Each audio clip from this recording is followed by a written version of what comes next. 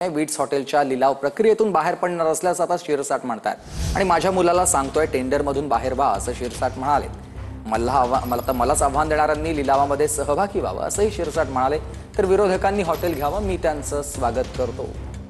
संजय शिरसाट यांचं हे वक्तव्य। शिरसाट कधी बँकेच्या दारात गेला नाही, पण लोन देणारे माझ्या दारात येऊन मला लोन देतात। इथं जिथं बसलोय ना, 5 कोटी रुपयाची फाईल त्यांनी सिग्नेचर केली, मी बँकेची लोनची, इथं येऊन सहाय्य केला। हे याला इज्जत कमवावी लागते, दलालांची इज्जत नसते, म्हणून तुम्हाला ते कळणार नाही। तरी तुम्हाला मी एक आव्हान देतो। आता 110 कोटी किंमत आहे त्या हॉटेलची, मी 67 कोटीला घेतली, म्हणजे किती मोठा भ्रष्टाचार केला। आज माझ्या मुलांना आणि त्याच्या साथी पार्टनरना सांगतोय विड्रॉ व्हा त्याच्यातून। आणि हे जे नाकानी बोलत होते ना, पुन्हा टेंडर येत आहे, तुम्ही भरा।